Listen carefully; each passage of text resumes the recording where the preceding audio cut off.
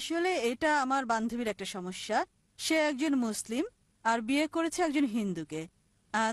তবে সে ইসলাম পালন করে আর তার স্বামী হিন্দু ধর্ম পালন করে। তো প্রিয় দর্শক, বোনটি প্রশ্ন করছেন যে একটি মুসলিম মেয়ে একটি হিন্দু ছেলেকে বিয়ে করতে পারবে কি পারবে না, এটা কি আমাদের ইসলামে জায়েজ আছে, কি তারা কি একসাথে থাকতে পারবে? তো এই নিয়ে খুবই সুন্দর জবাব দিয়েছেন সবার প্রিয় ডাক্তার জাকির নায়েক। তো আপনি যদি ডাক্তার জাকির নায়েককে ভালোবাসেন কিন্তু অবশ্যই আমাদের আল্লাহ রাস্তার চ্যানেলটিকে সাবস্ক্রাইব করে ভিডিওটিকে লাইক করে দেবেন। এই চ্যানেলটি শুধু ইসলামিক প্রচারের ভাবে বানানো হয়েছে। আপনি যদি ইসলাম ধর্মকে সত্যি ভালোবেসে থাকেন তো অবশ্যই আমাদের আল্লাহ রাস্তার চ্যানেলটিকে সাবস্ক্রাইব করে ভিডিওটিকে লাইক করে যাবেন। তো চলুন শুনে নিই সেই বোনটিকে কী বললেন যে একটি হিন্দু মানে একটি মুসলিম মেয়ে একটি হিন্দু ছেলেকে বিয়ে করতে পারবে কি পারবে না, আমাদের এটা ইসলামে জায়েজ আছে কি না। তো চলুন শুনে নিই কী বললেন।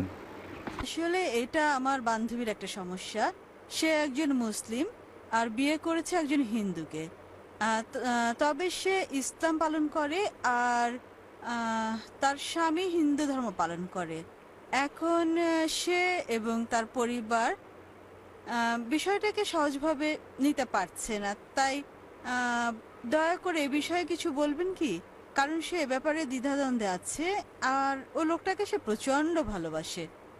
প্রশ্নটা ঠিক করে বুঝছি না বোন। আপনি বললেন একজন মুসলিম মেয়ে হিন্দু ছেলেকে বিয়ে করেছে আর সে ভালোবাসা ছাড়া কিছু বোঝে না, সে এখন কি করবে, এটাই কি প্রশ্ন বোন? হ্যাঁ, বিয়ে করেছে নাকি করেনি? বিয়ে করেছে, কোর্ট ম্যারেজ। Court marriage. বোন বললেন যে একজন মুসলিম মেয়ে হিন্দু ছেলেকে বিয়ে করেছে, সে ভালোবাসায় পাগল, কোর্ট ম্যারেজ, তার কি করা উচিত? কোরআন যা বলছে তা হচ্ছে সূরা বাকারা অধ্যায় 2 আয়াত 221। বলা হয়েছে যে মুশরিক নারীকে বিয়ে করো না, মূর্তি পূজারী নারীকে বিয়ে করো না যতক্ষণ না সে ঈমান আনে। বিশ্বাসী নারী যদি কৃতদাসীও হয়, অবিশ্বাসী নারীর চেয়ে সে অনেক উত্তম, যদিও সে তোমাকে মুগ্ধ করে। আয়াতের পরের অংশ বলছে মুশরিক পুরুষকে বিয়ে করো না, কোনো মূর্তি পূজারীকে বিয়ে করো না, যদিও সে তোমাকে মুগ্ধ করে, যতক্ষণ না সে ঈমান আনে। একজন বিশ্বাসী পুরুষ যদি কৃতদাসও হয়, যদি কারো গোলাম হয়, মুশরিক পুরুষের চেয়ে সে অনেক উত্তম। অবিশ্বাসী পুরুষ তোমাকে যদিও মুগ্ধ করে, তাই ইসলামে একজন মুসলিম নারী অমুসলিম পুরুষকে বিয়ে করতে পারে না। যেমন আগেও আমি বলেছি, কারণ হলো যদি কোনো গাড়ি থাকে আর সেই গাড়ির একটা চাকা সাইকেলের বাইসাইকেলের আর আরেকটা চাকা হচ্ছে ট্রাকের, স্বাভাবিকভাবে গাড়িটা চলবে না। আর অধিকাংশ প্রত্যেক মানুষই চায় যে স্বামী এবং স্ত্রী উভয়ই জান্নাতে যাক। তাই যদি সে মুসলিম দাবি করে, তার জীবনের মূল উদ্দেশ্য হবে আল্লাহ সুবহানাহু ওয়া তাআলাকে খুশি করা।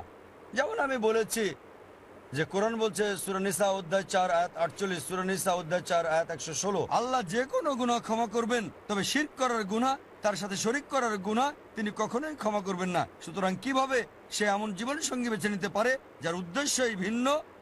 তার মানে হতে পারে আপনি স্বার্থপর, আপনি জান্নাতে যেতে চান, জীবন সঙ্গী জান্নাতে যাক সেটা চান না।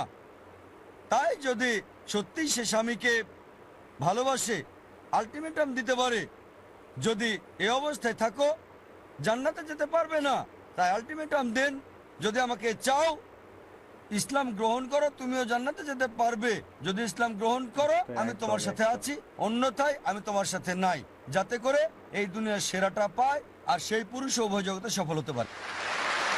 তো প্রিয় দর্শক, আপনারা শুনলেন যে একটি মুসলিম মেয়ে যদি হিন্দু ছেলেকে বিয়ে করে তাকেও ইসলাম ধর্ম গ্রহণ করতে হবে। তো প্রিয় দর্শক, তো আপনার যে এই ভিডিওটা ভালো লেগে থাকে তো অবশ্যই আমাদের আল্লাহ রাস্তার চ্যানেলকে সাবস্ক্রাইব করে ভিডিওটাকে লাইক করে দেবেন। আপনার যদি ডাক্তার জাকির নায়েককে ভালোবাসে কিন্তু অবশ্যই আমাদের চ্যানেলটিকে সাবস্ক্রাইব করবেন। তো দেখা হবে নতুন একটি ভিডিও।